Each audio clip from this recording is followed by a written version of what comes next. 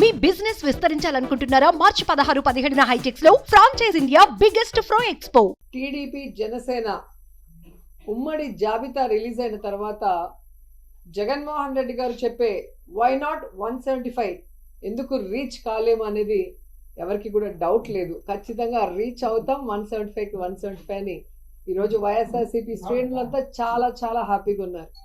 ఎప్పుడైనా ఒక పార్టీ జాబితా రిలీజ్ అయినప్పుడు ఆ పార్టీలో ఉన్న కార్యకర్తలు నాయకులు సంబరాలు చేసుకుంటారు. అదేంటో కానీ టీడీపీ జనసేన జాబితా విడుదల చేసిన తర్వాత టీడీపీ జనసేన కార్యకర్తలు నాయకులు ఏడుస్తుంటే వైఎస్ఆర్సీపీ కార్యకర్తలు నాయకులు డబుల్ హ్యాపీగా సంబరాలు చేసుకుంటున్నారు.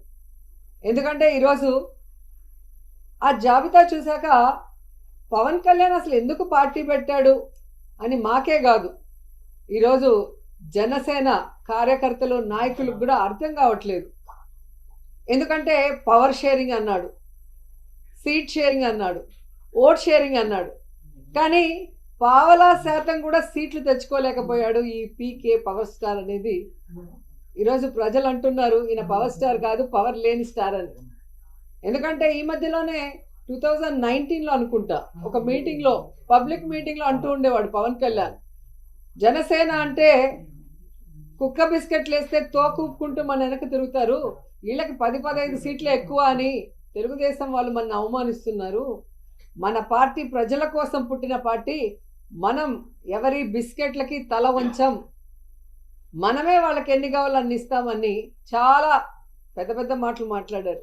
మరి ఈరోజు 24 సీట్లకి కుక్క బిస్కెట్లు వేస్తే తోకూపినట్టు ఎందుకు తోకూపుకుంటూ చంద్రబాబు నాయుడుతో ప్రెస్ మీట్ పెట్టారో పవన్ కళ్యాణ్ చెప్పాల్సిన అవసరం ఉంది.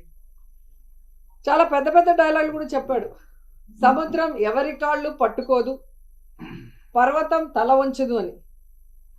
మరి ఏ ప్యాకేజీ కోసం 24 సీట్లకే చంద్రబాబు నాయుడు కాళ్ళు పట్టుకున్నావు, ఈరోజు చంద్రబాబు నాయుడు ఇచ్చిన ముష్టి 24 సీట్లకే ఎందుకు తల వంచావు పవన్ కళ్యాణ్ అని జనసేన కార్యకర్తలు నాయకులకి సమాధానం చెప్పాలి.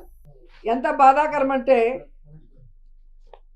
చెప్పుకోవడానికేమో గొప్పగా 40 years ఇండస్ట్రీ, నాకు విజన్ ఉంది, విస్తరాకుల కట్టుంది, నేను కేంద్రంలో చక్రం తిప్పానని చెప్పుకునే చంద్రబాబు నాయుడు ఒక సైడు, సినిమాల్లో పవర్ స్టార్ అని చెప్పుకుంటూ బయట పవర్ లేని స్టార్గా తిరుగుతూ మళ్ళీ బింకాలు పలికే పవన్ కళ్యాణ్ ఒకవైపు. వీళ్ళిద్దరికీ బాగా అర్థమైపోయింది మనకి బలం లేదు, జగన్మోహన్ రెడ్డి గారిని మనం ఓడించే పరిస్థితి లేదు, కాబట్టి మనం ఎలాగైనా పొత్తు పెట్టుకొని జగనన్నని దించాలి అన్న ఆలోచనతోనే ఈ పొత్తుల కార్యక్రమానికి స్టార్ట్ చేశారు.